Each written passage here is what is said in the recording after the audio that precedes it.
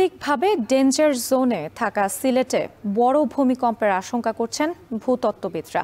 কয়েকদিন জুড়ে ঘন ঘন ভূমিকম্পের পর ও নগরীর ঝুঁকিপূর্ণ ভবনের ব্যাপারে এখনও উদাসীন সিলেট সিটি কর্পোরেশন।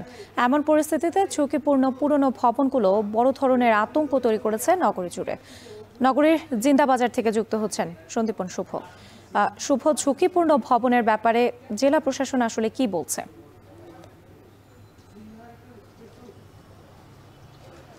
রাত্রি দেখুন, গত কয়েক বছর ধরেই কিন্তু ভূমিকম্পের আতঙ্কে নগরবাসী রয়েছেন এবং আমরা দেখেছি যে 2021 সালের পরে কিন্তু টানা কয়েক বছর কিন্তু বেশ কয়েকবার ভূমিকম্প হয়েছে এবং মানুষের আতঙ্ক কিন্তু অনেক বেশি ছিল। এবং আমি জানিয়ে রাখতে চাই 2019 সালে সিলেট সিটি কর্পোরেশন এই নগরীর ঠিক এখানের যে 23টি বা 24টি ভবন রয়েছে সেই 24টি ভবনকে তারা ভূমিকম্পের ডেঞ্জার জোন হিসেবে বিবেচনা করেছিলেন এবং সেই ভবনগুলোতে আসলে এখনও কোনো ধরনের ব্যবস্থা নেওয়া হয়নি।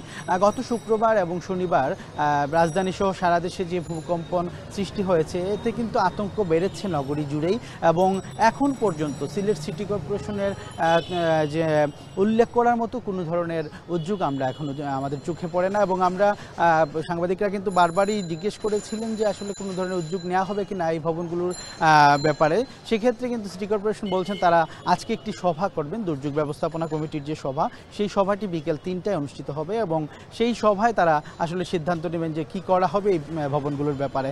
এবং আপনি দেখতে পাচ্ছেন যে বিল্ডিংটি আমি দেখাচ্ছি সেখানেও কিন্তু অনেক ঝুঁকি রয়েছে এবং এখানে এই বিল্ডিংটা নিয়েও কিন্তু একবার বন্ধ করে দেওয়া হয়েছিল, তারপরে অজানা কারণে সেটি আবার পুনরায় চালু হয়, রং পরিবর্তন করেই কিন্তু আবারও সেটির কার্যক্রম পরিচালনা করে আসছেন এখানকার কর্তৃপক্ষ।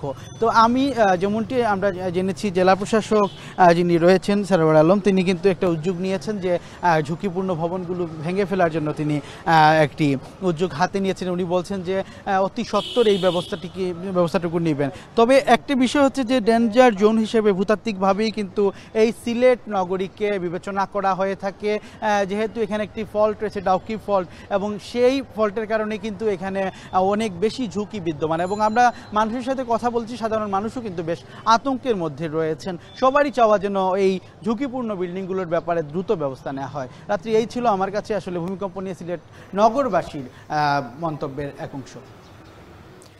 সিলেটে বড় ভূমিকম্পের আশঙ্কা করছেন ভূতত্ত্ববিদরা। এই নিয়ে বিস্তারিত জানাতে সিলেট থেকে যুক্ত ছিলেন সন্দীপন শুভ।